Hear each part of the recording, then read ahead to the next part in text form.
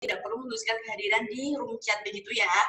Lalu selama mengikuti acara, mikrofon supaya dimatikan kecuali yang akan menyampaikan pertanyaan setelah dipersilahkan oleh moderator. Jadi nanti selama webinar berlangsung, selama pemaparan materi oleh para pembicara, mohon untuk di mute dulu semua mikrofon dari Bapak Ibu gitu. Nah, nanti ketika sudah masuk di sesi tanya jawab, ketika nanti saya mempersilahkan Bapak Ibu bertanya, saya akan sebut nama dan Bapak Ibu yang bertanya, yang saya sebut namanya bisa unmute lalu bertanya langsung seperti itu ya, atau bisa juga melalui chat room. Jadi nanti saya yang membacakan pertanyaan. Begitu. Lalu bagi peserta yang akan mengajukan pertanyaan atau komentar supaya menyampaikan dengan kalimat yang singkat atau langsung ke intinya. Gitu ya. Lalu menyampaikan pertanyaan dengan menggunakan fitur raise hand atau menulis di kolom komentar seperti yang sudah saya katakan tadi. Lalu selama mengikuti acara peserta supaya menghidupkan fitur video, jadi videonya tolong di-on-kan. Itu tapi mikrofon di mute seperti itu ya. Lalu peserta yang mengikuti webinar sampai selesai dan mengisi kuesioner berhak mendapatkan e-certificate yang akan dikirimkan panitia 3 hari setelah webinar. Itu melalui alamat email peserta yang sudah didaftarkan. Jadi untuk email yang perlu diperhatikan oleh Bapak Ibu adalah nama dan email. Pastikan nama dan email sudah sesuai karena nanti kita akan mengirimkan melalui email. Seperti itu. Lalu mengisi kuesioner setelah seminar diselenggarakan dengan mengakses halaman upload pendaftaran webinar. Lalu setelah itu kita akan mengirimkan e-certificate. Seperti itu ya Bapak Ibu. Sekarang sudah pukul 1. Jadi saya bisa mulai ya.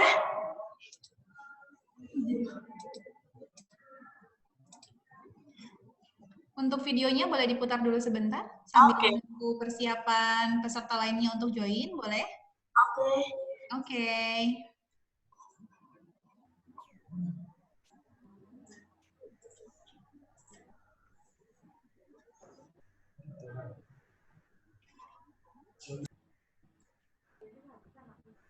Mungkin agak tersendat-sendat ya Bapak Ibu ya, memang kendala di Zoom kalau putar video seperti ini.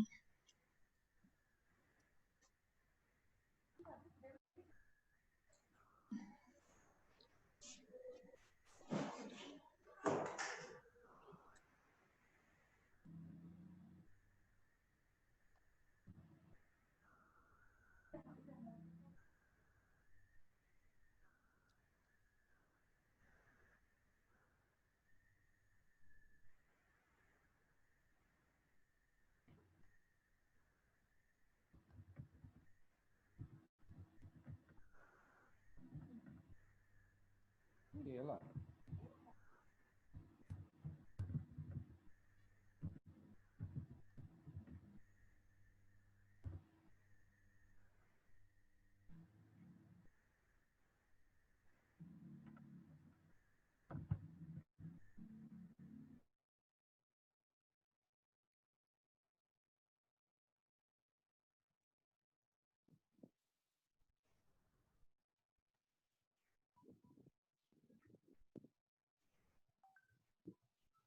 Maaf, CNN yang dimaksud adalah Pak Albertus, itu adalah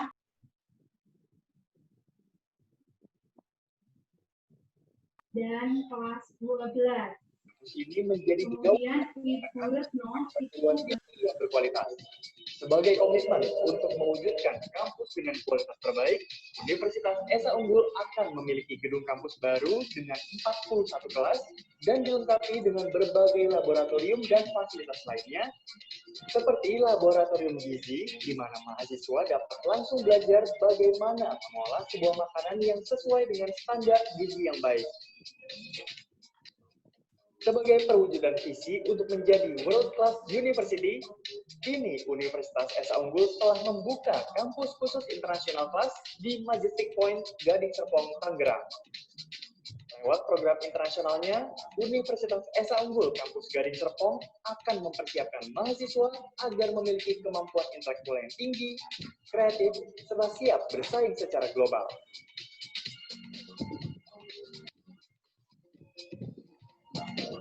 Mari bergabung bersama ribuan mahasiswa lainnya di Universitas Esa Unggul, di mana Anda akan dididik bukan hanya menjadi orang yang cerdas intelektual, tetapi juga kreatif dan mempunyai jiwa perusahaan.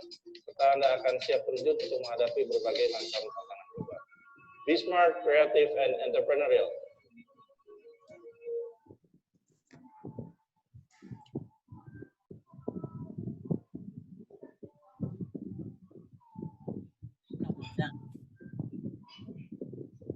Nah, ini suaranya ini. Banyak kita nomor. Lagi nomornya lah ya. Tulis lagi. Cek, Bu. Udah kerja kan di rumah 843. Ini langsung aja masuk Ya, join meeting. Oke, Bapak Ibu, tadi sekilas apa ya, secara singkat company profile dari Universitas Esa Unggul gitu ya. Mungkin kalau Bapak Ibu yang sebelumnya belum pernah kami kunjungi, jadi tadi sekilas mengenai Universitas Esa Unggul gitu ya. Jadi kalau di Universitas Esa Unggul ada 4 kampus nih Bapak Ibu. Kampus utama kita ada di Jakarta, tepatnya di Kebun Jeruk, lalu ada di Bekasi, ada di Citra Raya, dan ada di Gading Serpong. Nah, yang Gading Serpong ini khusus untuk program internasional yang sekarang Bapak Ibu sedang ikuti webinarnya, gitu ya. Mungkin kita sudah bisa mulai ya, karena sudah jam 1, lebih 1 menit kalau di saya, untuk di daerah di waktu Indonesia bagian Barat. Sebelumnya perkenalkan Bapak Ibu, nama saya Lovita. Saya di sini sebagai staf marketing kampus Gading Serpong Universitas Esa Unggul. Jadi kalau semisal Bapak Ibu sering mendapatkan chat yang mengatasnamakan Universitas Esa Unggul kampus Gading Serpong, itu saya yang chat. Jadi mohon maaf ya Bapak Ibu kalau mengganggu, tapi semoga enggak ya. Lalu untuk tata tertib tadi sudah saya bacakan, tapi mungkin saya akan bacakan lagi sekali lagi ya untuk tata tertib webinar.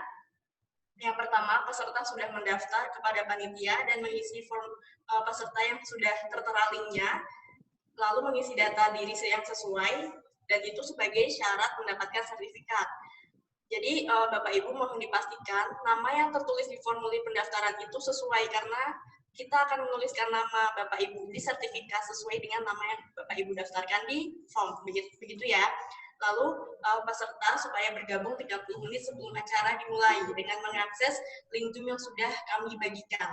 Lalu mohon tidak mengisi kehadiran di kolom chat agar moderator tidak kesulitan dalam membacakan pertanyaan. Jadi room chat-nya Bapak Ibu hanya diperbolehkan untuk pertanyaan saja. Jadi Bapak Ibu tidak perlu menuliskan kehadiran di room chat, gitu ya. Lalu selama mengikuti acara, mikrofon supaya di-mute atau dimatikan, kecuali yang akan menyampaikan pertanyaan setelah dipersilahkan oleh moderator. Jadi nanti saya, ketika kita sudah di sesi tanya-jawab, saya akan memandu untuk sesi tanya-jawab dan akan mempersilahkan peserta yang bertanya. Jadi nanti ketika saya menyebutkan nama peserta yang bertanya, barulah Bapak Ibu boleh unmute mikrofon lalu berbicara. Begitu ya. Lalu bagi peserta yang akan mengajukan pertanyaan atau komentar supaya menyampaikan dengan kalimat yang singkat atau langsung saja to the point, begitu. Lalu menyampaikan pertanyaan dapat menggunakan fitur raise hand atau menulis di kolom komentar sesuai aplikasi Zoom atau melalui room chat, begitu ya. Lalu peserta yang mengikuti webinar sampai selesai dan mengisi kuesioner berhak mendapatkan e-sertifikat yang akan dikirimkan panitia 3 hari setelah webinar berlangsung. Jadi tidak langsung ketika webinar selesai kita langsung kirimkan, tidak seperti itu, karena kita juga butuh waktu, gitu ya Bapak Ibu. Lalu kita juga akan mengirimkan sertifikat ke email Bapak Ibu yang sudah terdaftar di formulir pendaftaran, gitu. Lalu yang terakhir mengisi kuesioner setelah seminar diselenggarakan dengan mengakses halaman akun pendaftaran. Jadi nanti kita akan memberikan link untuk kuesioner, silakan Bapak Ibu untuk mengisi itu sebagai salah satu syarat untuk mendapatkan sertifikat yang akan kita kirimkan melalui email, begitu ya. Oke, sebelumnya tadi saya sudah menyapa Pak Frans, sudah hadir Pak Frans? Yes, selamat siang. Ya Pak Frans, halo Pak. Ya, halo. Pak Frans belum kedengeran Pak suaranya Pak? Belum, tes. Tes. Oke, sudah terdengar Pak. Sudah ya? Oke, thank you. Oh ya, oke. Pak ya Pak. Baik.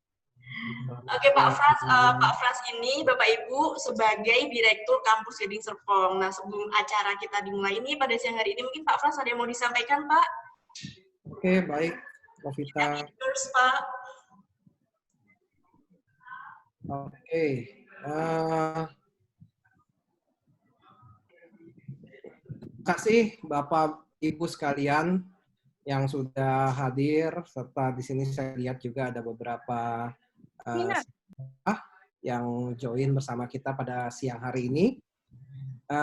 Terima kasih atas kesempatan yang telah diberikan dan waktu yang disediakan, terutama kepada Pak Karna Mustaqim juga sebagai Dekan Fakultas Sains dan Ilmu Kreatif di Universitas Esa Unggul. Di sini juga ada Pak Iqbal Rahmat. Selamat siang Pak Iqbal. Terima kasih nih waktunya hari ini untuk bisa sharing bersama kita semua. Nah, kita ini saat ini sudah hampir 3 bulan ya berkutat dengan yang namanya belajar dari rumah. Kendala juga sudah mulai muncul dari awal kali kita melaksanakan sekolah dari rumah.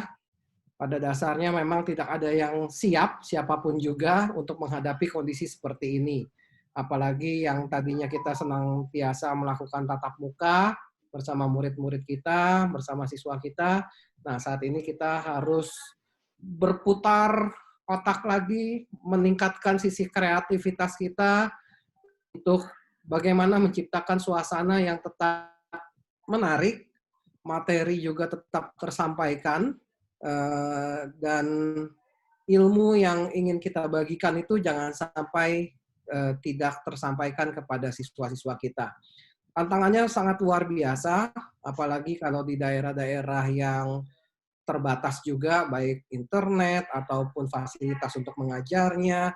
Nah, mungkin hari ini, siang ini, Pak Karna bisa semakin nanti membangkitkan sisi kreativitas kita, bagaimana kita sebetulnya bisa melakukan banyak hal untuk kita berikan kepada siswa-siswi kita.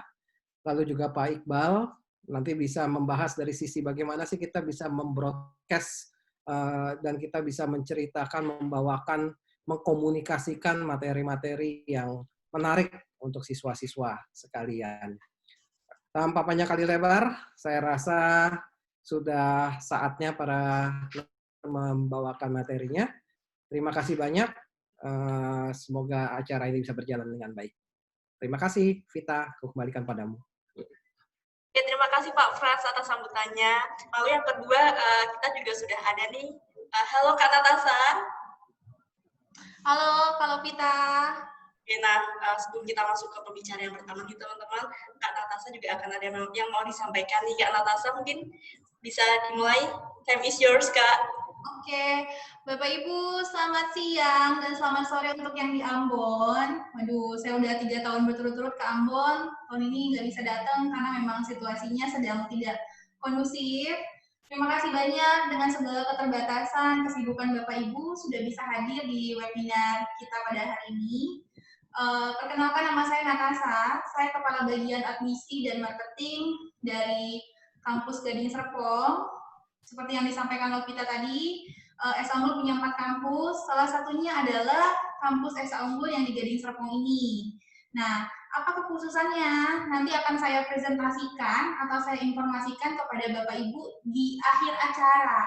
Jadi, stay sampai dengan akhir, karena kita punya beasiswa untuk khusus anak guru SMK dan SMA sederajat, lalu ada beasiswa khusus Indonesia Timur, ada beasiswa unggulan 100%, kalau bukan beasiswa yang itu, kita juga ada program biaya kuliah peduli COVID dengan angsuran biaya yang lebih terjangkau. Jadi, kenapa promosinya di akhir? Karena kami lebih concern untuk memberikan masukan, input untuk Bapak Ibu mengatasi kendala dalam mengajar pembelajaran online saat ini di sekolah. Gitu. Mungkin itu aja dulu Bapak Ibu. Terima kasih karena sudah bergabung di sini. Saya kembalikan ke Kak Lovita. Silakan Kak. Oke, terima kasih ya Kak Natasha atas sambutannya. Oke nih, kita langsung aja untuk masuk ke pembicara yang pertama. Ada Pak Karna Mustaqim, PhD. Selamat siang Pak Karna. Siang. Ya, ini Bapak Ibu, Pak Karna ini merupakan dosen DKV di Universitas Esa Unggul sekaligus dekan dari Fakultas Desain dan Industri Kreatif Universitas Esa Unggul gitu. Nah, karena ini pendidikan terakhir ada di UITM atau University Technology Mara. Nah, Bapak Ibu, untuk yang UITM ini merupakan salah satu academic partner dari Universitas Esa Unggul. Jadi kita ada kerjasama juga dengan UITM untuk di program internasional seperti itu. Nah, pada siang hari ini Pak Karna akan sharing nih tentang gimana sih membuat materi pembelajaran yang menarik supaya murid tidak cepat bosan seperti itu ya. Karena kemarin kami sempat komunikasi dengan berbagai banyak guru, kita komunikasi ke Bapak Ibu guru, dan ternyata salah satu kendala online class yang dirasakan oleh Bapak Ibu guru adalah kayaknya anak-anak bosen deh Mbak ini, soalnya mereka tuh kadang-kadang tiba-tiba leave grup Zoom sendiri, bahkan mereka nggak mengumpulkan tugas sesuai tepat waktu, lalu check-in check-out Zoom-nya juga seenaknya sendiri. Oh mungkin mereka bosan kali ya. Nah, pada siang hari ini Pak Karna akan menyampaikan gimana sih kira-kira caranya membuat bahan ajar yang mungkin anak-anak supaya tidak bosan begitu ya Pak ya. Mudah-mudahan. Oke, Pak Karna sudah siap Pak? Boleh. Oke, Pak Karna, time is yours, sir. Oke. Selamat siang kepada semua hadirin, Bapak Ibu guru, dan juga kepada Pak Frans dan tim marketing yang sudah menginisiasi pertemuan webinar hari ini. Mungkin saya perkenalkan lagi, nama saya Karna Mustaqim. Saya background-nya dulu memang kalau waktu sekolah, IPA saya malah. Anak IPA lah. Hobinya itu sebenarnya lebih ke fisika, lebih ke biologi, ya, ketimbang seni rupa atau desain. Jadi setelah mau kuliah, baru tiba-tiba berubah haluan kepada desain. Nah, ketika memasuki dunia kuliah ini, akhirnya saya banyak belajarnya sebenarnya kembali kepada bagaimana menjadi guru. Karena waktu itu tidak ada cita-cita mau jadi dosen juga. Jadi waktu pertama kali tahun 99 tuh ya, jadi dosen di Bina Nusantara waktu itu, kampus yang lama, kemudian saya sekarang ada di Esa Unggul ini, akhirnya hampir 99 sampai 2020 ya. Jadi hampir berapa tahun ya, saya sampai 20-an tahun ya jadinya ya. Jadi dunia yang saya geluti akhirnya dunia pedagogis. Jadi ketika itulah saya menemukan, wah ternyata kesulitan pertama bukan pada mahasiswa atau kepada murid, tapi kesulitan pertama itu justru datang dari gurunya sendiri. Apalagi waktu itu saya termasuk orang yang introvert ya, lebih kepada diri sendiri, jadi kurang memunculkan ekspresi gitu ya. Tapi kalau ternyata setelah jadi dosen gitu ya, saya juga sempat ngajar anak-anak SD kelas 4. Nah, di situ justru saya belajar kepada guru-guru SD, guru-guru TK. Lebih sulit lagi kalau mengajar di TK ternyata ya, taman kanak-kanak. Lebih harus ekspresif lagi. Kemudian juga saya punya pengalaman kecil dengan dosen dari luar negeri. Jadi dosen lagi luar negeri, orang bule lah kita bilangnya, dia datang mengajar ke kelas kita. Di situ saya melihat perbedaannya banget. Dosen kita atau guru kita seringkali one way ticket lah ya, jadi di depan cerita. Ada juga yang bergerak sedikit. Tapi ketika bule ini datang, saya lihat, wah ini dosennya dari depan ke belakang seperti kereta api, mondar-mandir, keliling-keliling. Jadi dia sambil ngobrol, sambil nyampein materi, dan ketika mau bertanya, ya dia membuat anak-anak itu bersiap-siap, karena dia akan tepuk meja atau tepuk bahu, nanya langsung. Nah, jadi bukan satu arah yang dari depan atau hanya sekitaran di depan saja. Nah, kemudian juga belakangan juga ketika saya menyambung kuliah, saya menemukan dosen yang juga guru SMA begitu ya, dari daerah dia, tapi di Malaysia. Nah, di situ saya lihat dia membuat PowerPoint. Nah, jadi itu membekas banget. Karena PowerPoint ini yang kita tahu ini orang selalu tampilannya apa namanya ya, monoton ya, Bapak Ibu ya. Biasanya monoton ya. Diklik begitu. Nah, ini saya nggak banyak materinya, tapi saya hanya ingin menunjukkan kalau PowerPoint itu bisa dibikin semacam motion graphic. Mungkin beberapa Bapak Ibu guru yang di bidang animasi, di bidang desain grafis ya, kan ada SS School-nya begitu, mungkin sudah pernah mencobanya. Jadi ini lebih kurang seperti itu. Kemudian juga dalam perkuliahan ini, saya dan mahasiswa, biasalah kita coba Zoom ya, itu pertama-tama nyoba Zoom, Google Meet, Webex, macam-macam kita coba, sampai WhatsApp juga bisa kita coba. Untuk apa? Dalam kelompok kecil. Nah, ini yang menarik, kebiasaan kita yang biasanya bertemu dengan anak-anak, tiba-tiba harus menghadap layar saja. Jadi memang saya tidak bisa nafikan, tidak mudah gitu ya menghadapi anak-anak begitu ya, mahasiswa, murid-murid, yang kita tidak bisa lihat wujudnya secara real gitu. Yang kita lihat ini kan hanya perantara lewat apa namanya ya, cyber ya, lewat cyber. Jadi kita hanya mengira-ngira dianya di mana gitu ya. Belum seperti yang di film-film virtual gitu ya, kita yang secara virtual kita udah bisa ada holografiknya ya di masa depan mungkin ya. Jadi tidak perlu khawatir dengan pandemik apapun gitu ya, karena guru bisa berdiri di depan secara virtual, mahasiswa, murid juga muncul secara virtual. Mungkin di masa depan seperti itu. Tapi di saat ini yang kita hadapi adalah kita jujur menghadapi layar datar, tapi kita harus mengandaikan seperti sekarang saya harus seolah-olah sedang berhadapan dengan Bapak dan Ibu. Yang di tempat saya sendiri yang saya dengar sebenarnya bunyi kode WhatsApp masuk, bunyi kipas angin, bunyi suara anak saya di sana misalnya ya, suara motor lewat, suara kucing ya. Tapi ketika di depan layar saya harus berupaya atau mengekspresikan bahwa ini lagi ngobrol sama orang-orang lain loh, ini lagi ngobrol sama guru loh gitu ya. Nah, ini satu masalah yang saya lihat kita harus membuat sedikit drama begitu ya. Jadi ekspresinya itu harus didramatisir. Nah, itu mungkin yang kedua. Tadi yang pertama itu tentang bagaimana kita nyiapin bahan ajar supaya lebih atraktif. Yang kedua, kitanya sendiri juga harus atraktif, karena kalau yang tadi saya cerita bulenya datang ke kelas, itu dia mondar-mandir, maju ke depan, belakang, tiba-tiba nanya ke mahasiswa, tanya ke anak-anak, cerita, ekspresif. Nah, sekarang kita hanya bisa nampilin muka. Saya mau nunjukin tangan juga agak susah karena terbatas dengan frame yang ada di layar.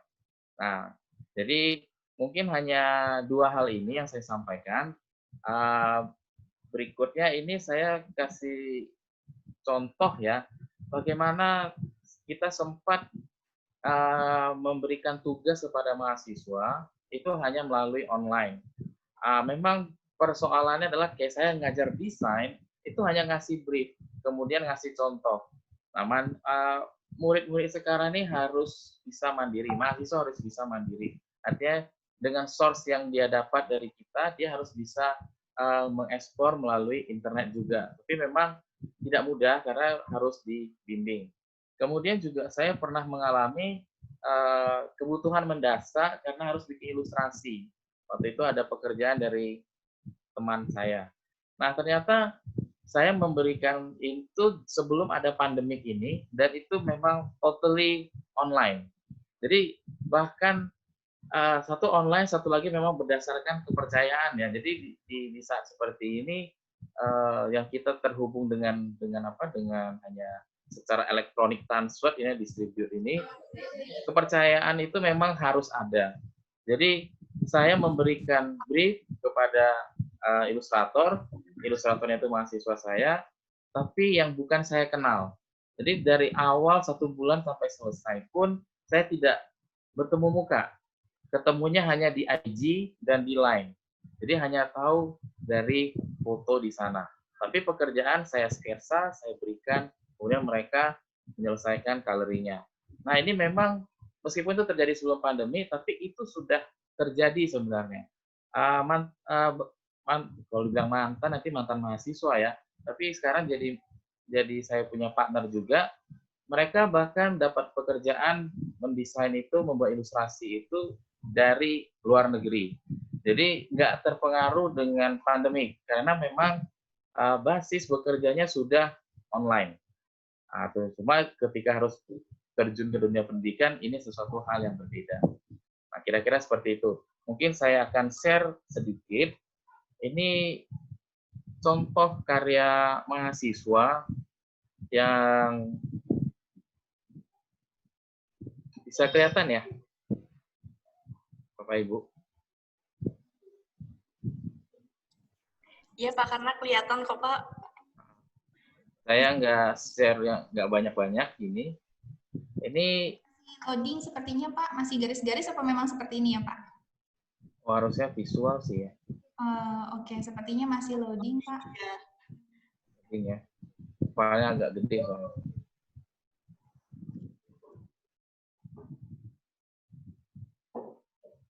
Saya nggak bisa lihat soalnya. Apakah sudah muncul? Belum Pak. Belum ya. Ini masih biru Pak.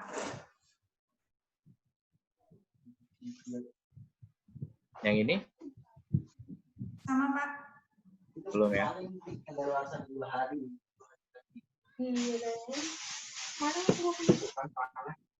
Layarnya saya kirimkan via WhatsApp Pak, mungkin ada kendala.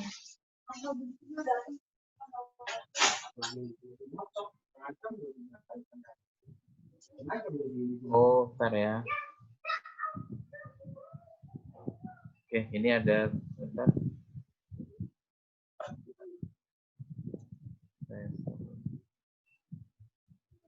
Oke, saya stop dulu sebentar. Ini sepertinya yang ini muncul? Muncul ya? Oke. Iya, dia ternyata harus spesifik.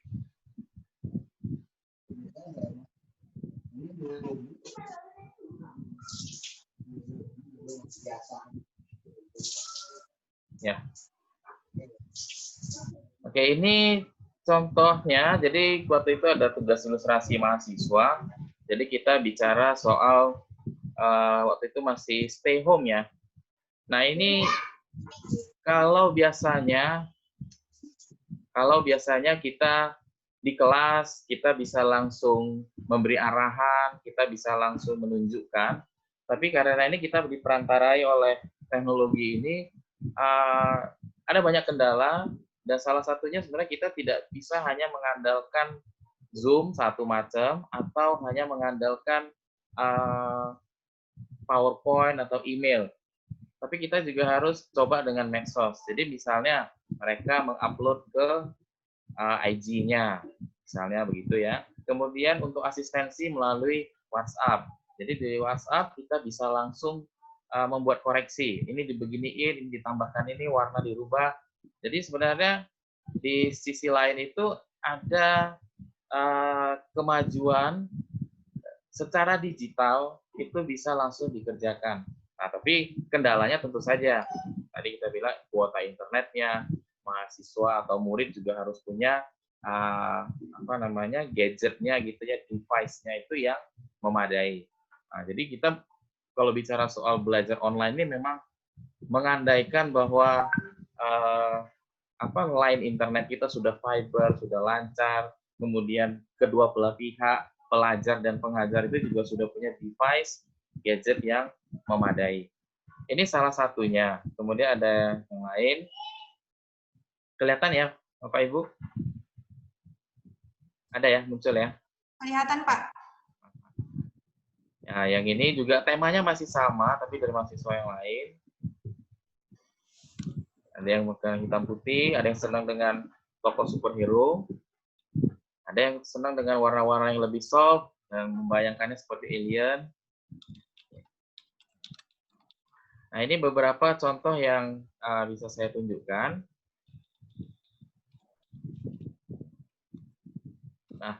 Jadi kalau satu sisi kita mempresentasikan ini hanya melalui tugas atau brief saja, memang mahasiswa atau murid kita itu akan melihatnya, wah ini nanti lama-lama hanya stasiun tugas gitu ya, hanya dikasih brief, stasiun tugas.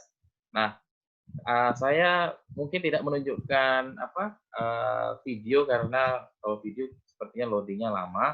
Saya coba dengan PowerPoint, tapi materi yang saya berikan ini isinya sebenarnya lebih presentasi tentang kampus, tapi bukan itu yang mau saya tunjukkan. Yang pengen saya tunjukkan itu singkat saja. Ini tentang bagaimana PowerPoint itu bisa dipakai untuk presentasi secara animated gitu ya, lebih dinamis. Apakah muncul sudah? Sudah muncul, Pak. Sudah muncul ya? Ya, Oke, saya tidak tahu nih, saya mau coba, mudah-mudahan bisa kedengaran suaranya. Nah, ini sangat teknis sih ya, tapi mudah-mudahan bisa memberi inspirasi. PowerPoint itu sebenarnya punya kapabilitas untuk membuat game bahkan. Jadi game yang bisa dibikin pakai PowerPoint. Tapi di sini saya menerapkan elemen dan prinsip desainnya lah ya, ilmu desain itu ke dalam PowerPoint, hal yang sederhana. Ini saya coba play. Ada muncul suara nggak? Pak. Iya Pak, ada suaranya dikit sih tadi sih Pak. Iya. Nah ini kalau yang biasa orang bikin hanya keluar teks, tidak ada suara. Nah ini kita coba sebenarnya bisa. Satu hal, ada macam-macam sebenarnya. Efek-efek yang ada dalam PowerPoint itu sebenarnya ada banyak yang sebenarnya bisa kita explore. Ini tadi yang saya contohkan, ada munculnya teks itu ada suara. Kemudian ini bisa dibikin animated. Ya, di sini kita lihat animasinya sudah ada 3 ya. Ini sudah tersedia. Jadi sebenarnya Bapak Ibu guru memaksa, sebenarnya itu sedikit memaksa supaya murid-murid itu jadinya memerhatikan PowerPoint apa yang terjadi. Nah, jadi kita membacanya hanya sekedar untuk ada suara. Kalau nanti pakai suara robot ya, ada suara Google juga bisa sih dia baca teksnya, cuma kurang ekspresif. Jadi di sini saya kasih contoh kemunculan teksnya, kita bisa sampai ada 3 macam ini yang bisa menggugah perhatian si anak murid.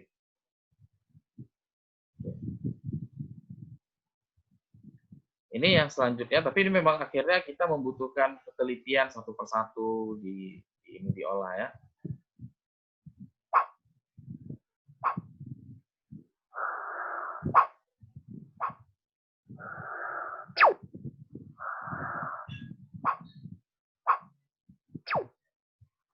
Oke, itu yang kedua. Jadi dari segi suara, gerak, jadi mungkin efektifnya itu seperti ini nggak bisa lama-lama Pak. Kalau di kelas karena kita bisa mobile, kita bergerak, yang mengantuk bisa kita panggil, bisa kita teriakin gitu kasarnya ya.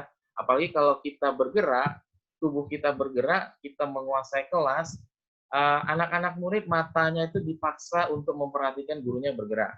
Nah ini harus digantikan dalam slide presentasi kita.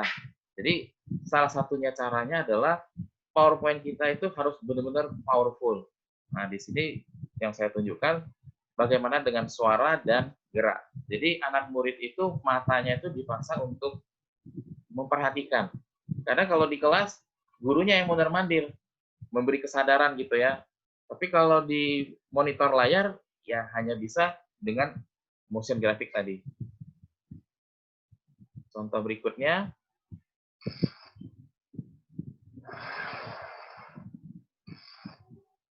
Ini suara-suara yang standar ada di Windows, karena sebenarnya dalam game-game yang dibawa Windows pakai suara ini semua. Hanya saja ini saya pindahkan ke dalam PowerPoint. Kira-kira mungkin bisa dicoba Bapak Ibu ya. Karena sebenarnya ini semua formatnya sudah ada. Dari PowerPoint sudah ada, tinggal kita memang harus sedikit PR untuk membuat dia lebih hidup.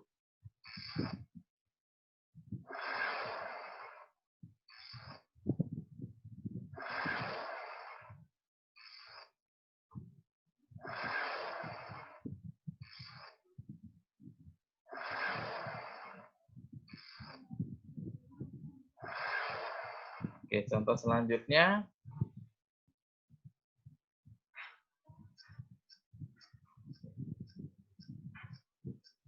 Ini kalau di play, saya kasih contoh ya. Muncul ya Bu ya. Kalau saya klik, muncul gambarnya? Muncul, Pak. Muncul ya. Oke.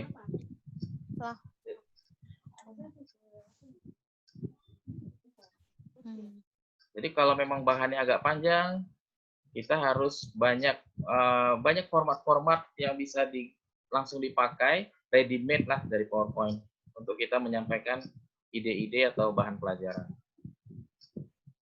Dan sedikit suara. Jadi kadang-kadang suaranya tidak boleh terlalu banyak. Ada yang memang kita harus dia memperhatikan teks. Jadi ketika dia harus memperhatikan teks, suaranya cukup yang sederhana. Ini beberapa variasi.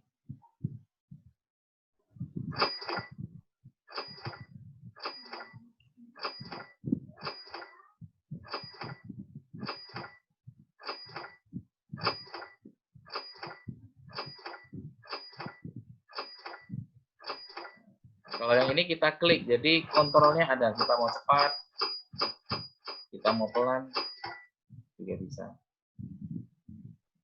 Nah, bandingkan kalau dia tidak ada suara.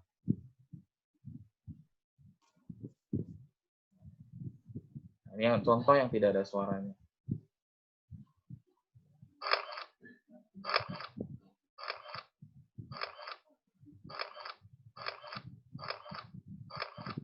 Jadi lebih atraktif ya Pak ya? Ya, jadi dinamisnya itu didukung. Jadi selain artinya dalam PowerPoint ini punya banyak template yang sudah jadi, tapi kita juga sebagai pengajar harus sedikit sedikit kreatif lah memanfaatkan itunya. Ada suara. Nah, ini saya contohkan suara.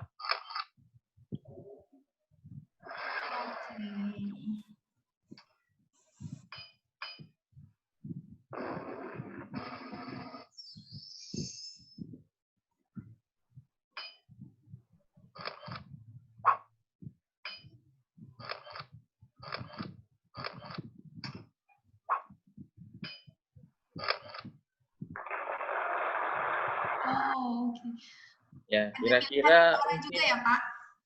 Jadi dari saya mungkin hanya demikian aja. Jadi mudah-mudahan bisa menginspirasi ya. Jadi kita harus menggantikan yang biasanya kita di kelas kita bisa menarik perhatian si anak murid, mau tidak mau gestur kita pun terbatas. Jadi muka kita nih yang harus sedikit ekspresif, dibantu dengan alat peraganya. Yang kita punya di alat peraga ini tentu saja terbatas dengan semacam PowerPoint. Saya pikir bukan hanya PowerPoint ya, ada software-software lain lagi, apps lain lagi. Tapi kira-kira seperti itu. Jadi kita memadukan sejauh ini adalah dengan ekspresi wajah kita, kemudian suara kita, kemudian alat peraganya, PowerPoint slide-nya itu kita kasih sedikit gerak yang dinamis, kemudian kasih variasi suara, bunyi. Jadi anak murid itu dipaksa untuk memperhatikan apa yang ada di layarnya.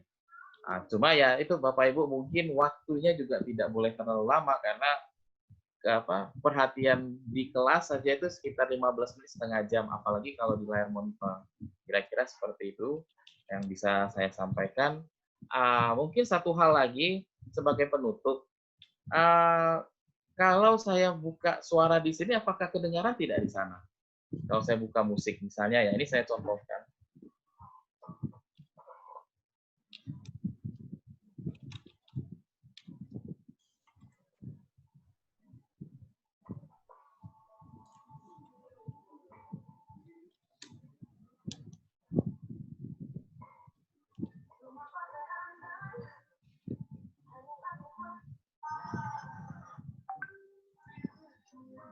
Apakah suara latarnya kedengeran? Nggak terlalu kuat ya? Kalau untuk lagunya sih agak-agak kedengeran sih, Pak. Ada ya? Ya, kedengeran Oke. tapi kecil gitu, Pak, volumenya. Oke, ini saya tukar lagu lain.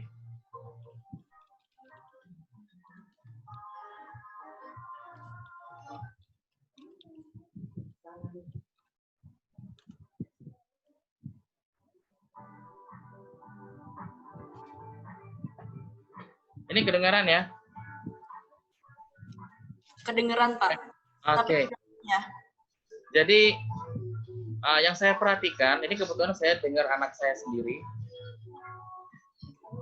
Anak saya umur 4 tahun dan satu lagi SD kelas 4 ya.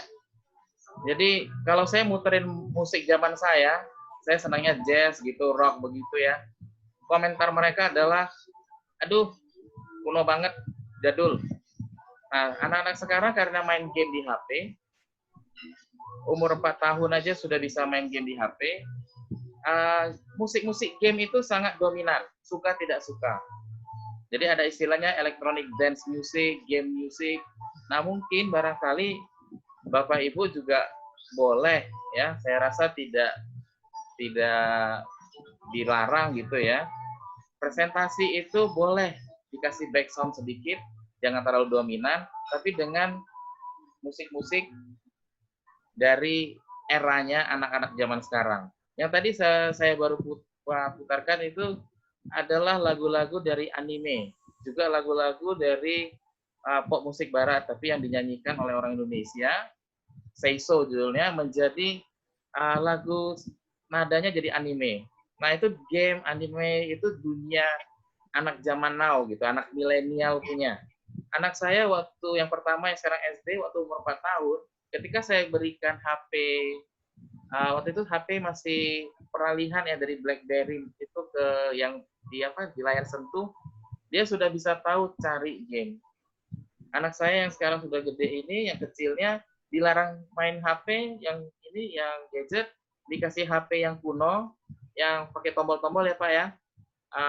Gamenya itu masih polifonik, itu dia bisa download sendiri. Dia tahu cara untuk download yang saya sendiri tidak tahu. Nah, jadi mungkin beberapa hal, beberapa poin ini kita juga harus masuk ke dunia anak-anak ini. Jadi kayak tadi saya katakan, selain ekspresi kita, slide proyektor, slide yang kita berikan itu harus sedikit animated, sedikit dinamis. Satu lagi mungkin tambahannya, kita mungkin boleh, bukan seterusnya, bukan sepanjang presentasi, tapi pembukaan di tengah atau di akhir. Nah, suara-suara background-nya itu bolehlah kita berikan suara-suara genre musik yang anak-anak zaman milenial ini dengar. Kira-kira itu dari saya, sekian. Dan terima kasih, saya kembalikan kepada host dan moderator. Terima kasih. Oke, Pak Karna, terima kasih ya Pak untuk pemaparan materinya. Jadi yang saya tangkap nih Pak dari pemaparan materi Bapak nih, jadi kan kalau yang biasanya kita guru dan siswa, mereka berkomunikasinya langsung, bisa tatap muka, seperti yang Bapak bilang tadi, kalau misal ada murid yang mungkin ngantuk atau perhatiannya teralihkan, kita bisa langsung nyapa, misal kita langsung kasih dia pertanyaan, kayak gitu kan Pak. Tapi karena sekarang kita diharuskan terpaksa nih, sedikit terpaksa karena keadaan, jadi harus serba online. Jadi memang ini merupakan tantangan tersendiri gitu ya Pak ya, untuk kita yang sebenarnya kita nggak pernah online, tapi tiba-tiba harus semuanya online. Kan itu merupakan tantangan ya Pak. Jadi yang saya tangkap, gimana caranya nih dari guru supaya bisa menyiapkan materi yang mungkin eye-catching, mungkin ditambah ada suara-suara biar siswa juga nggak bosan, bisa ditambahkan gambar-gambar atau animasi yang sudah ada di PowerPoint. Jadi sifatnya kita memanfaatkan media yang sudah ada nih. Media yang sudah ada mungkin dia bisa lebih dari itu, tapi mungkin kitanya masih belum tahu gitu ya Pak. Jadi tadi Bapak memberikan masukan ke kita untuk kan bisa pakai suara, bisa ditambahkan animasi seperti itu ya Pak Karna ya. Oke, nah kita langsung ke pembicara yang kedua, ada Pak Iqbal. Pak Iqbal sudah siap? Pak Iqbal? Pak Iqbal mana ya? Mungkin bisa di unmute Pak. Bapak Iqbal pakai yang mana ya Pak ya? Ya, suaranya kedengeran nggak? Oke, sudah terdengar Pak Iqbal nih. Sebelumnya saya mau memperkenalkan Pak Iqbal dulu. Pak Iqbal itu merupakan dosen broadcasting Universitas Esa Unggul, tepatnya di Fakultas Ilmu Komunikasi. Lalu selain menjadi dosen, Pak Iqbal juga sebagai koordinator bidang ilmu broadcasting. Benar ya Pak ya? Ya, betul. Kita. Setelah tadi dari Pak Karna kan kita diajarkan harus bisa memanfaatkan media yang sudah ada. Nah, sekarang dari Pak Iqbal nih, Pak Iqbal akan menyampaikan gimana sih caranya kita supaya bisa mengajar lewat media online, supaya baik misal gesturnya harus gimana, lalu mimik muka seperti apa, itu kan juga nanti bisa bikin siswa nggak bosan ya Pak ya? Ya, seperti itu. Oke Pak, Pak Iqbal ini di studio TV Pak? Iya, saya saat ini sedang ada di studio TV, Lovita, di di studio TV-nya di Fakultas Ilmu Komunikasi. Jadi di kita bisa, kalau kelihatan ada 2 screen yang muncul, ini untuk juga menunjukkan bahwa dalam proses kita melakukan produksi audiovisual gitu ya, syuting dan sebagainya, kita bisa menggunakan salah satunya dengan teknologi green screen. Atau mungkin kalau di TV-TV juga disebut juga dengan virtual set gitu. Maksudnya Pak, kalau misal saya lihat video-video di YouTube nih soal mungkin BTS atau backstage-nya dari misal rekaman atau lagi pembacaan berita, itu kan kayak mungkin sering banget itu ada hijau-hijau, jadi itu yang namanya green screen ya Pak ya? Aku jangan. Oke. Mungkin Pak Iqbal bisa didekatkan lagi Pak, karena suaranya nggak ada Pak. Suaranya hilang. Hilang. Nah, sekarang jelas? Oke, jelas Pak, jelas. Oke, ya. Ya, beberapa waktu lalu juga saya sempat diminta untuk diskusi sharing dengan teman-teman yang K-popers gitu ya, yang suka dengan Korea terkait dengan beberapa program yang kita digandrungi di kita, karena kita juga termasuk negara yang terdampak imbasnya dari terpaan Korea ya. Iya, benar. Kemarin saya bicara mengenai Crash Landing on You gitu ya di filmnya, dan juga bicara mengenai konser Bang Bang Con ya kemarin, Bang Bang Con ya. Ya, itu dari beberapa aspek termasuk setting virtual yang mereka pakai yang digunakan. Luar biasa, makanya tiketnya kalau mahal juga ya kita Pak benar, ya harganya fantastis banget ya bagi kita mungkin teman-teman yang masih kuliah gitu. Oke, Pak, tanpa mengulur waktu Pak Iqbal sudah siap Pak untuk sharing nih Pak ke Bapak Ibu guru yang sudah hadir. Ya Pak. Oke Pak Iqbal, time is yours. Oke, thank you Lovita. Ini beginilah aktivitas behind the scene. Jadi kalau tadi disampaikan bahwa Lovita, suara saya kedengeran ya? Dengar Pak, kedengeran tapi agak kecil sih Pak, emang sih. Agak kecil. Sekarang jelas? Jelas Pak, jelas. Oke. Jadi behind the scene-nya kalau di studio gitu loh, ada aja hal-hal teknis yang terjadi, dan ini kita harus bisa antisipasi dengan tentu tim yang besar ya, tim yang saling bersinergi untuk sebuah keberlangsungan proses audiovisual. Nah, saya sapa dulu dan salam dulu kepada Bapak Ibu yang telah hadir join di webinar kita dengan kampus Esa Unggul di Gading Serpong. Yang pertama saya ucapkan terima kasih pada Pak Frans, Direktur kampus Gading Serpong, dan juga yang terhormat Pak Karna, juga rekan kerja dan beliau sebagai dekan di Fakultas Industri dan Kreatif, Desain Industri dan Kreatif. Saya Iqbal Rahmat, biasa dipanggil Iqbal. Keseharian saya di Fakultas Ilmu Komunikasi, khususnya di peminatan broadcasting. Jadi di kita ada 4 peminatan, selain broadcasting ada jurnalistik, kemudian ada humas atau PR, dan juga ada marketing komunikasi atau markom atau marketing communication. Nah, Bapak dan Ibu, teman-teman yang hadir semuanya, mohon izin saya membagikan sedikit sharing terkait dengan inovatif dan efektif dalam berkomunikasi. Hari ini saya coba bawakan dengan judul komunikasi dalam pembelajaran. Mungkin tadi secara teknis sudah disampaikan Pak Karna. Ini saya mau share screen, apa bisa dibantu Mbak Natasha? Bisa dibagikan langsung dari Bapak atau bagaimana Pak? Iya, dari saya aja ya. Iya, silakan Pak. Ini sudah mungkin posisi Belum hostnya Pak, ini belum ter-sharing. Sudah diklik sharing Pak? sudah di share. Coba Mas Waldo, hostnya bisa dibantu? Sebentar ya, Bapak Ibu ya. Oke. Ya, jadi sebagai pengantar bahwa memang kalau tadi Pak Karna sudah menyampaikan terkait dengan bagaimana cara pembuatan materi pembelajaran yang menarik dari aplikasi yang sudah umum barangkali, dan sebetulnya itu bisa dimaksimalkan dan bisa menjadi daya tarik tersendiri. Nah, mungkin nanti saya coba sharing juga bagaimana dari sisi komunikasi agar efektif penyampaian proses belajar ini.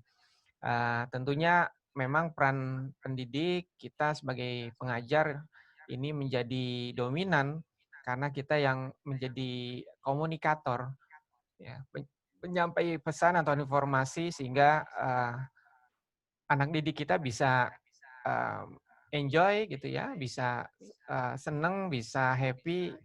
Nah, tentu saja memang ini perlu juga pemahaman beberapa hal nantinya yang saya akan share di slide saya.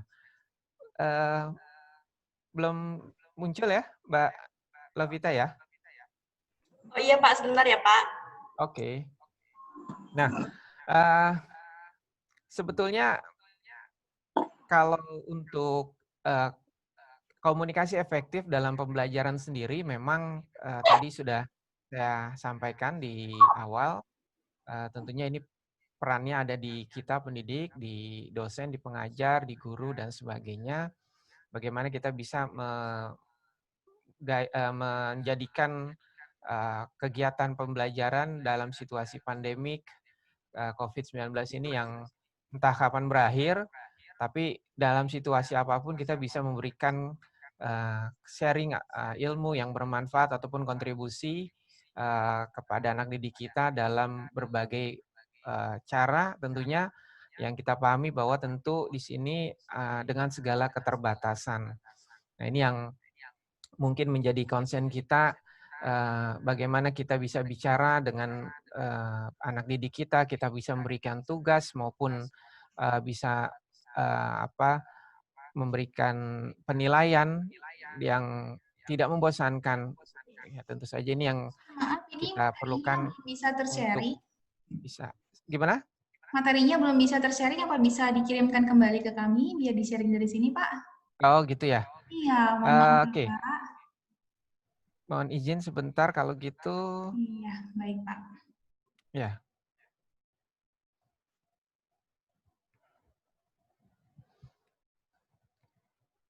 Pakai laptop yang ini aja. Hah? Pakai laptop yang ini. Udah, tapi nggak bisa di-share. Udah bisa share? Udah bisa di-share belum? Udah, pakai laptop yang ini. Oke.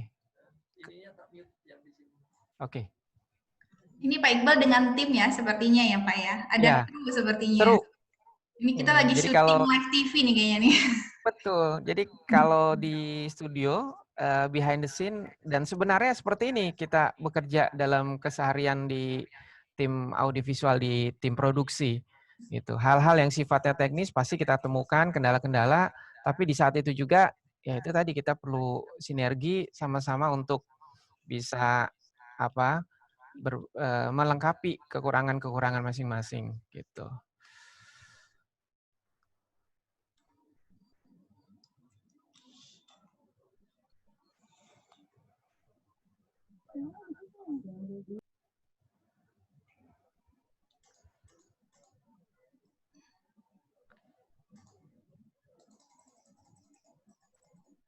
Oke, saya sudah kirimkan. Mbak Oke. Lovita, Iya. sudah sampai ya? Iya Pak, sebentar ya Pak, sudah sampai kok. Oh, oke.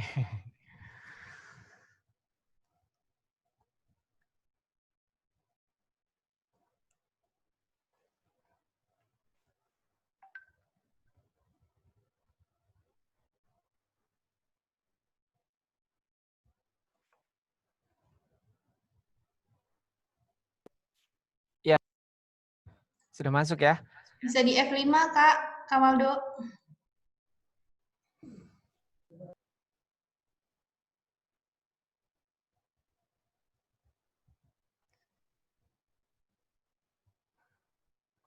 Oke, kita mulai.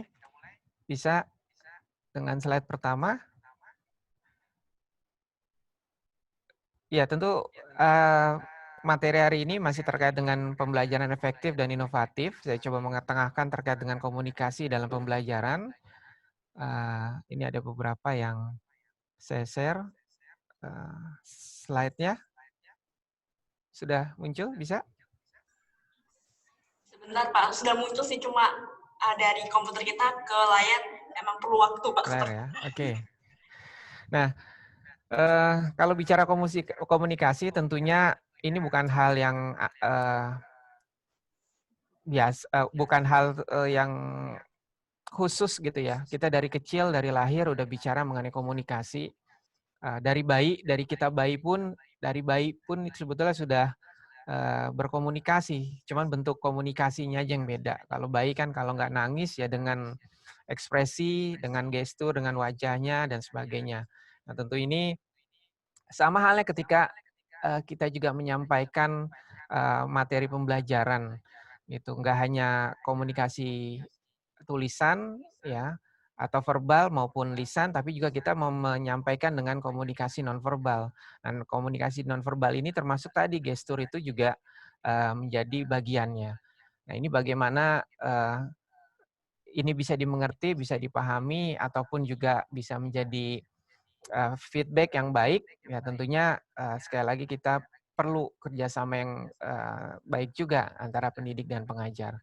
Oke, slide pertama saya akan bicara mengenai tujuan. Bisa di next. Ya, tujuan untuk komunikasi pembelajaran sendiri adalah pastinya melaksanakan komunikasi secara komunikasi efektif, kemudian empatik, dan juga santun dengan peserta didik dengan bahasa yang khas dalam interaksi, kegiatan, permainan yang mendidik. Jadi memang ini yang menjadi dasar bagaimana komunikasi pembelajaran itu dilakukan. Bagaimana ini bisa terjadi efektif, ya tentunya yaitu tadi dalam penyampaian bahasa kita juga perlu dengan baik. Kemudian juga interaksi dalam kegiatan proses belajar tadi juga kita lakukan sebaik mungkin sampai dengan mungkin kita bisa memunculkan sebuah permainan yang mendidik. Nanti ada beberapa situs ya yang saya coba share yang interaktif yang bisa dimanfaatkan atau digunakan sebagai salah satu metode untuk memberikan penugasan, kuis dalam proses pembelajaran di akhir-akhir slide. Nah, berikutnya, ini kalau melihat saya di atas dan di bawah, posisinya karena sekali lagi memang saya menggunakan dua source yang berbeda. Di depan saya ini ada kamera standar TV yang dipakai. Jadi satu waktu saya akan melihat ke atas atau ke bawah melihat kamera yang ada di layar laptop. Nah, kembali lagi ke proses komunikasi itu sendiri, tentunya secara sederhana kita memahami bahwa dalam suatu proses komunikasi ini adalah proses penyampaian pikiran atau perasaan dari komunikator kepada orang lain atau komunikan. Nah, apa sih yang disampaikan? Tentu saja kalau secara teori bisa berupa gagasan, ada informasi, kemudian ada opini, dan lainnya yang muncul di benaknya. Dan termasuk keyakinan, kepastian, keraguan-raguan, dan kekhawatiran, kemarahan, ya keberanian yang juga timbul dari lubuk hati. Ini menurut Onong Effendi 2006, ini sebagai dasar definisi terhadap proses komunikasi itu sendiri. Next.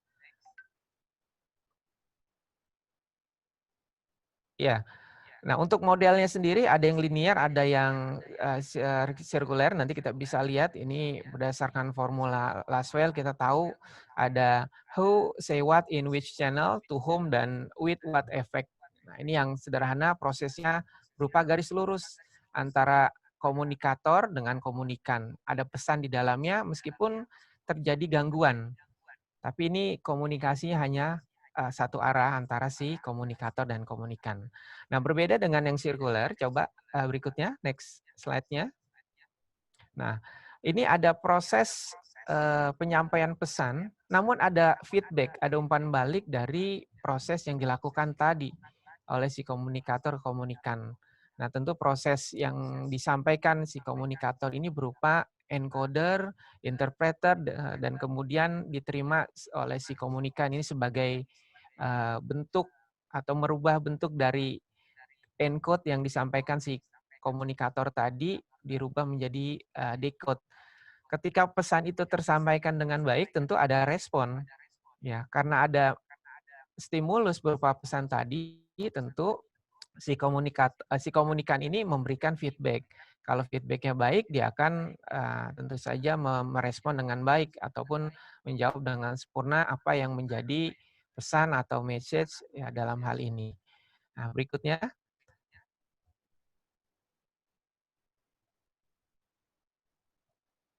Nah, proses komunikasi efektif itu sendiri merupakan komunikasi nonverbal, kemudian ada keterampilan mendengarkan, kemudian mengelola stres pada saat itu, dan juga kemampuan untuk berkomunikasi tegas, dan kemampuan untuk mengenali dan memahami emosi sendiri dengan orang yang sedang diajak berkomunikasi. Jadi pada saat menyampaikan atau kita berkomunikasi, tentu kita juga harus bisa memastikan bahwa pesan yang kita sampaikan ini apakah sudah bisa diterima dengan baik. Kalau belum, bagaimana caranya? Apa yang harus kita upayakan? Pada satu saat tertentu menimbulkan sebuah stres, ya, itu bagaimana kita menyampaikan, meluruskan maupun memberikan pemahaman sehingga yang kita sampaikan tadi betul-betul bisa diterima dengan baik. Next.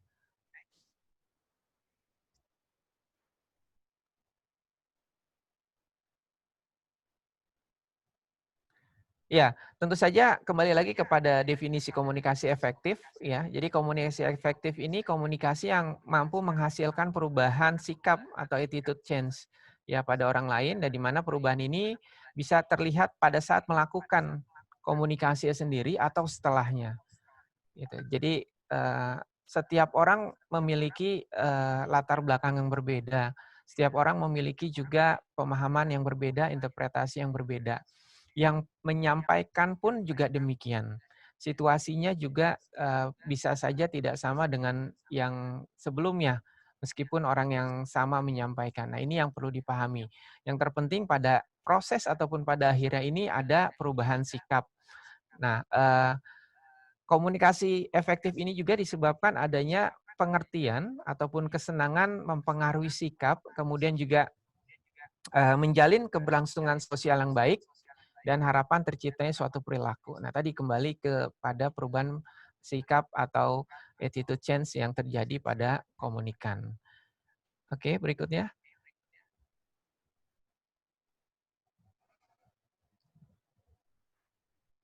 Next, oke. Ya, jadi komunikasi ini bisa disebut efektif jika pesan yang diterima dan difahami apa adanya seperti yang dimaksudkan. Ya, jadi terjalin satu kesepakatan pemahaman terhadap apa yang disampaikan oleh si komunikator kepada komunikan. Tanpa ada kendala, kemudian juga si komunikator tadi kita bisa melihat di bentuk yang sirkuler itu, ada proses penerimaan dengan baik, kemudian memberikan umpan balik atau feedback ya kepada si komunikator sehingga proses komunikasi efektif ini betul-betul bisa terjalin. Oke, berikut. Nah, ini saya masih bicara terkait sedikit komunikasi efektif. Nanti setelah ini saya share juga bagaimana komunikasi efektif dalam proses pembelajaran. Nah, syaratnya apa untuk sebuah komunikasi efektif yang baik? Tentu saja informasi yang diperoleh atau diterima ini dan dimengerti oleh si komunikan. Ya. Kemudian sepaham seperti tujuan komunikator, lalu disikapi oleh perilaku ya secara ikhlas, dan ini untuk menaikkan kualitas hubungan komunikator dan komunikan. Jadi syarat-syarat ini harus mutlak ada dalam sebuah konteks komunikasi yang efektif. Oke, berikut kita agak cepat saja ini karena lebih bersifat pemahaman dasar dalam komunikasi efektif. Nah, tujuannya juga antara lain satu, untuk menemukan atau penemuan diri ya. Nah, di sini ada persepsi, kemudian ya dihasilkan dari apa yang telah dipelajari tentang diri sendiri ataupun orang lain. Kemudian juga untuk berhubungan, ya berhubungan dengan orang lain, membina, memelihara hubungan dengan orang lain. Dan yang ketiga, untuk pemecahan sebuah masalah tentunya. Berikutnya.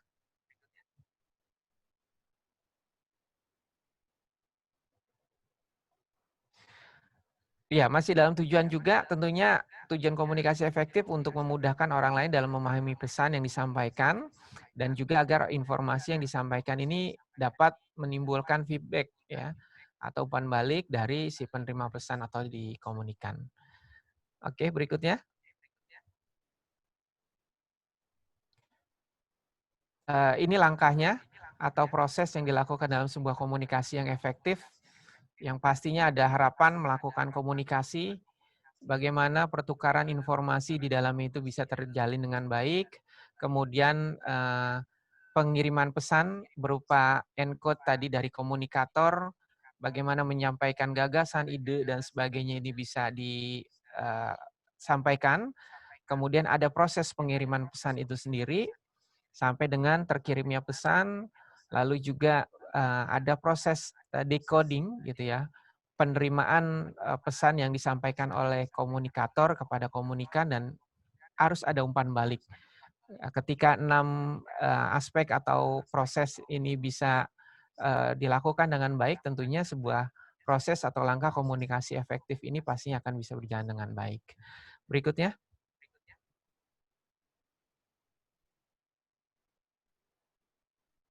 Ya, cirinya yang pertama ada keterbukaan, ya, mau menanggapi, kemudian ada empati, ya, mengetahui apa yang sedang dialami oleh orang lain pada satu saat tertentu, kemudian juga ada dukungan, ya, situasi yang terbuka untuk mendukung komunikasi secara efektif.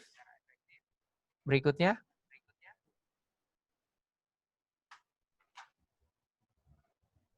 Ada rasa positif, ya. Jadi kita harus memiliki perasaan positif ya terhadap dirinya, mendorong orang lain untuk lebih aktif berpartisipasi, dan kesetaraan atau equality. Ya, ini komunikasi antar pribadi. Jadi yang membentuk sebuah komunikasi efektif tentu saja perlu adanya kemampuan dari pribadi ya, memiliki komunikasi intrapersonal gitu ya dalam dirinya untuk nantinya bisa berkomunikasi secara interpersonal. Nah, saya mengutip dari sebuah laman di internet yang terkait dengan makna pendidikan ini sendiri secara falsafah. Ini sebagai pendidikan, sebagai proses panjang yang berkelanjutan untuk mentransformasikan peserta didik menjadi manusia yang sesuai dengan tujuan penciptaannya, yaitu bermanfaat bagi dirinya, bagi sesama, bagi alam semesta, beserta segenap isi dan peradabannya. Jadi memang ada tujuan yang mulia di dalam falsafah ini kita sebagai pendidik. Oke, berikutnya.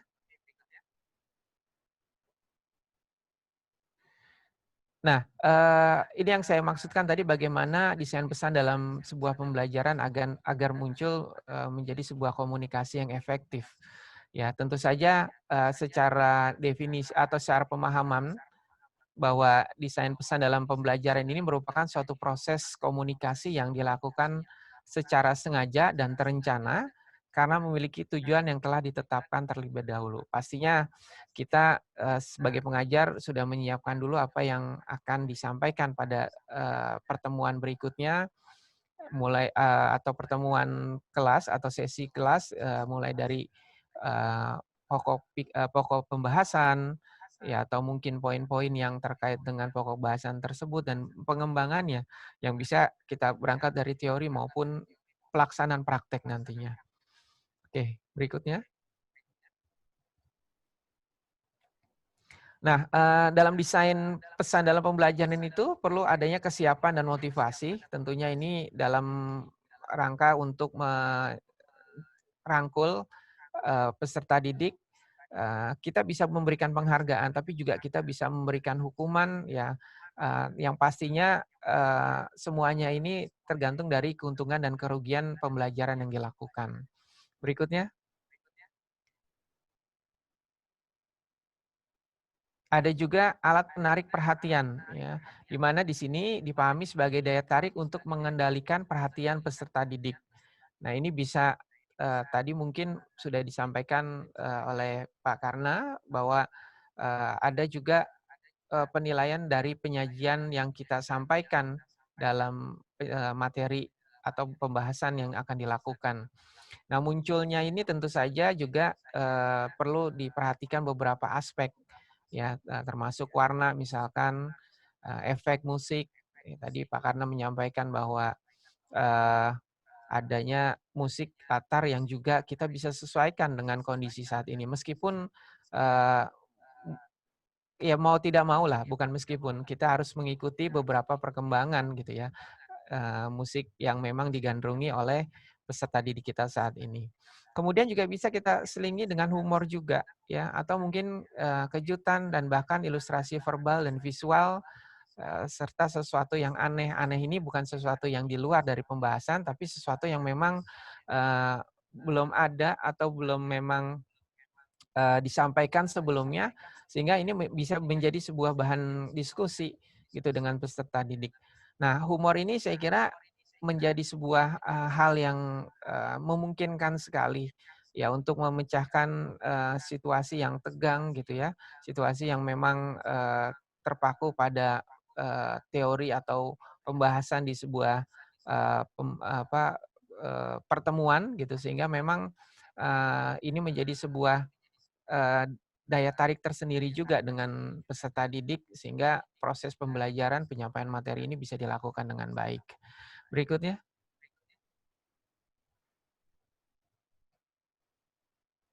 Ya, partisipasi aktif peserta didik. Nah, tentunya ini bagaimana membuat peserta didik ini juga aktif dalam proses pembelajaran. Dengan tanya jawab, kemudian praktek atau latihan, pendalaman materi, atau membuat ringkasan, kritik, komentar, dan sebagainya. Yang tadi salah satu juga sudah disampaikan dalam bentuk proyek, itu memungkinkan sekali menjadikan sebuah upaya ya agar peserta didik ini juga aktif. Nah, yang saya ketahui bahwa memang setiap dari kita ini memiliki sebuah kemampuan yang berbeda dengan yang lain. Ada yang disebut dengan minat, kemudian bakat, kemudian yang ketiga adalah potensi, dan yang terakhir adalah potensi unggul dari diri kita. Nah, potensi setiap orang ini yang unggul tidak akan sama. Mereka yang senang dengan teknis ya akan lebih senang juga ketika diberikan satu penugasan yang sifatnya teknis. Ya, katakan dengan praktek, ya langsung menggunakan peralatan dan sebagainya. Sementara yang lebih suka membaca gitu ya, theoretical dan sebagainya, itu bisa diajak dengan cara diskusi ya, ataupun satu pembahasan studi kasus ya yang terjadi yang menyangkut dengan pembahasan atau pokok bahasan yang sedang kita sajikan. Nah, kita perlu juga melakukan pengulangan ya agar memang mendapat satu kesimpulan nantinya bahwa materi yang kita sampaikan ini betul-betul sudah bisa dipahami oleh peserta didik. Berikutnya.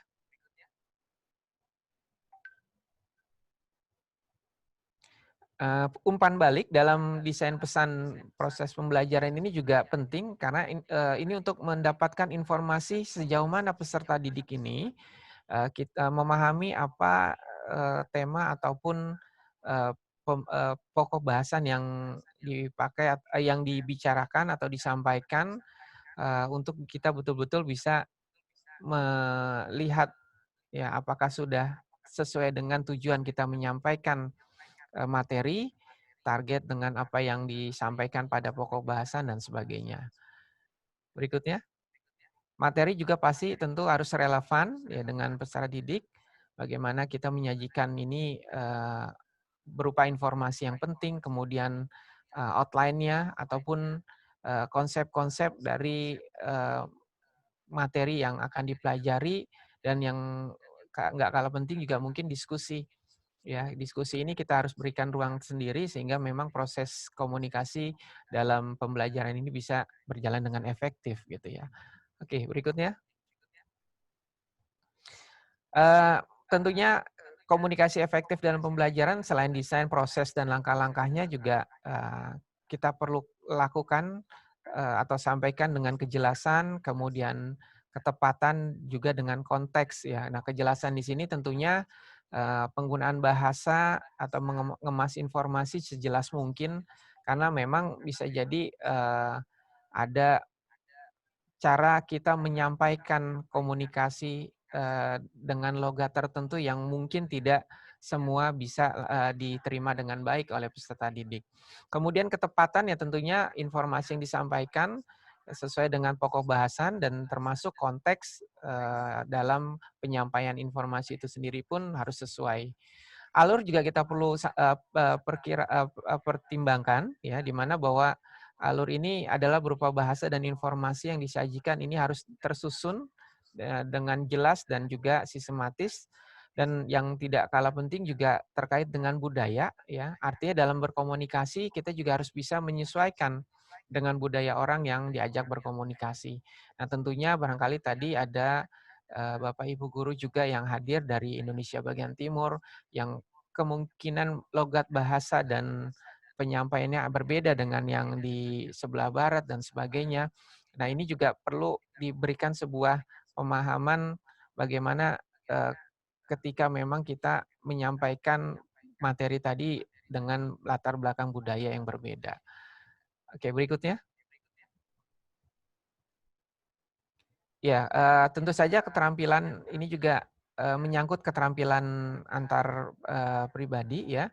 Dalam proses penyampaian ini dengan menunjukkan sikap memperhatikan, kemudian juga mendengarkan dengan aktif gitu ya untuk peserta didik kita. Berikutnya.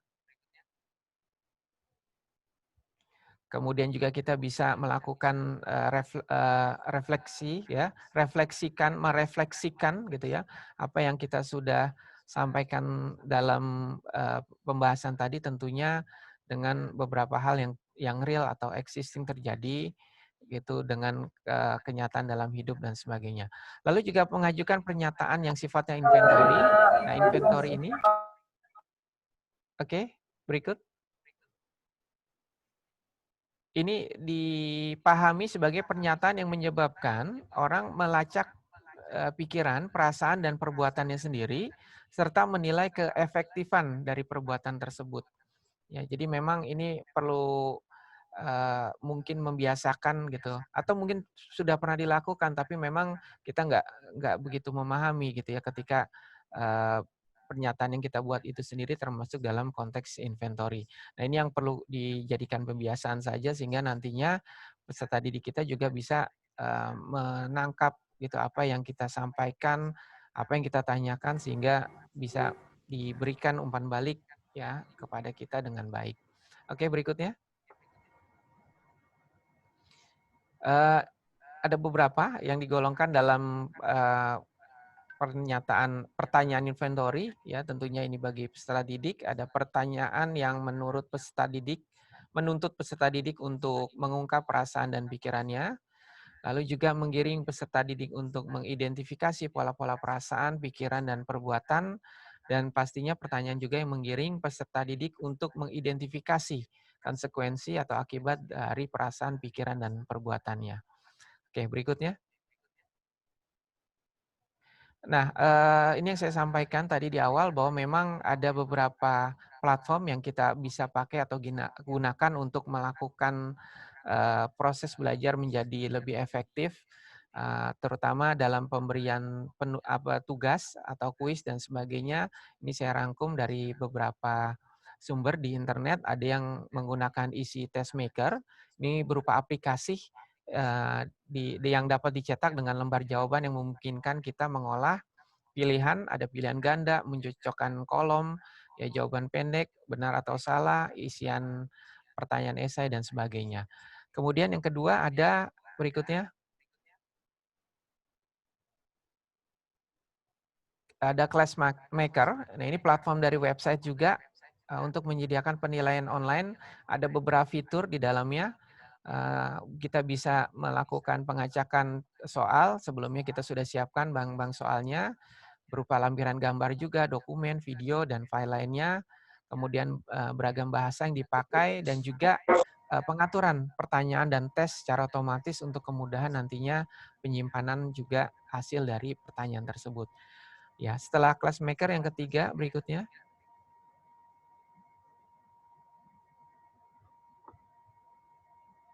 Ada online quiz creator. Nah, ini juga menjadi platform yang digunakan untuk ujian, kemudian game edukasi dan juga penilaian penggunaan online.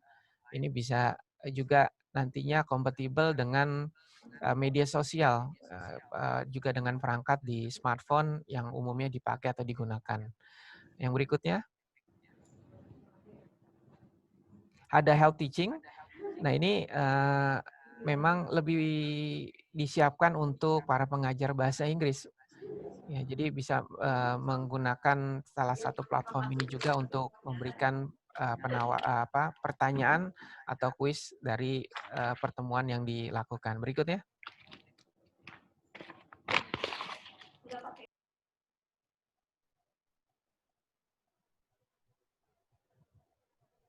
Next. Ya, ada Pollmaker. Ini juga digunakan untuk membuat kuis, jajak pendapat, survei sederhana. Ini juga bisa diintegrasikan dengan media sosial karena memang sekarang kelihatannya penggunaan media sosial itu sudah menjadi salah satu kebutuhan, ya, bukan hanya rutinitas dalam bertemanan, tapi juga kegiatan dalam pembelajaran gitu juga. Saya kira ini menjadi sebuah platform yang juga bisa dipakai atau digunakan. Ada Kahoot mungkin yang umum, ini juga dipakai juga untuk membuat kuis, diskusi, dan survei. Bisa kita masukkan video, gambar, maupun teks. Lalu ada berikutnya, ada Quizizz, ya. Ini sama juga, merupakan web tool juga untuk membuat kuis interaktif dalam pembelajaran. Nah, ini bisa memasukkan kode 5 digit, dan kita juga bisa melakukan tracer atau tracking terhadap statistik kinerja siswa. Oke. Ya, saya kira itu yang terakhir tadi, penyampaian saya terkait dengan platform yang juga bisa dimanfaatkan dalam proses pembelajaran di kita yang menjadi lebih efektif. Saya kembalikan dulu ke Lovita.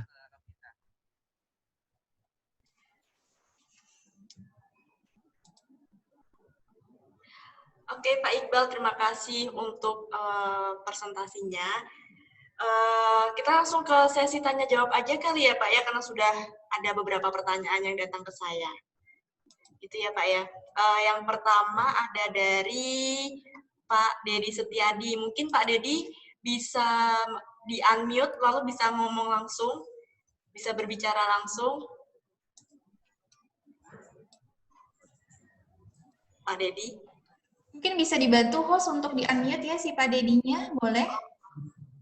Oke. Pak Dedi. Halo Pak Dedi, boleh videonya diaktifkan Pak? Silakan Mbak Lovita. Ya Pak Dedi, mungkin videonya bisa diaktifkan, lalu Bapak mungkin bisa perkenalan dari sekolah mana Pak sebelum bertanya.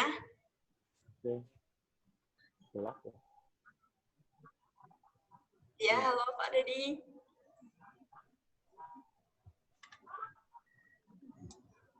Oke Pak, bisa langsung bertanya ya Pak. Oh ya, perkenalan dulu. Selamat sore Pak. Saya ya, sore. Dari mahasiswa Universitas Istanbul. Oh, oke. Bisa langsung bertanya. Bertanya Pak, tentang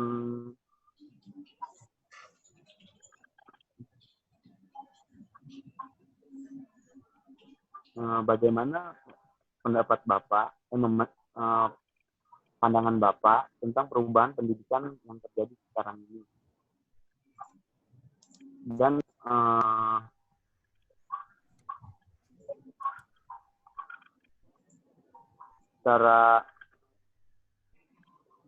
bagaimana supaya mahasiswa ataupun siswa supaya bisa berpikir kritis di zaman sekarang ini. Kan di zaman sekarang lagi contohnya lagi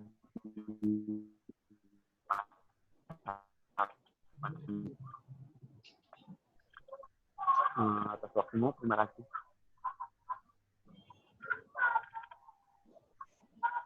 Oke, jadi pertanyaan dari Kak Dedi ini, bagaimana Bapak memandang perubahan pendidikan yang terjadi sekarang ini? Apakah ada trik-trik khusus nih untuk perubahan pendidikan yang sekarang? Dari yang sebelumnya kita offline, kita bisa tatap muka, tapi karena keadaan kita dipaksa untuk semuanya online, dan sepertinya kita memang kewalahan untuk mempersiapkan itu gitu. Ini pertanyaan mungkin bisa dijawab oleh Pak Karna atau Pak Iqbal. Silahkan. Mungkin bisa saling melengkapi ya, Kak ya. Iya, boleh. Silakan. Pak Karna. Oh, saya dulu. Oke lah. Iya, enggak. Saya sebenarnya tertarik dengan pertanyaan yang Pak Jainuddin, tapi oke, saya akan singgung dulu ke yang tadi ya Pak Dedi ya. Bakalan seperti apa ya gitu ya Pak ya, Bapak Ibu ya. Kalau saya melihatnya, saya termasuk orang yang dosen gitu ya. Saya bukan yang begitu ada gadget baru, saya langsung up to date, langsung beli yang baru gitu ya. Karena satu memang secara ekonomi juga itu perlu kelebihan duit baru bisa update terus ya. Karena teknologi ini kan sebenarnya dikeluarin dikit-dikit, sedangkan yang pencapaiannya itu sudah jauh ke depan.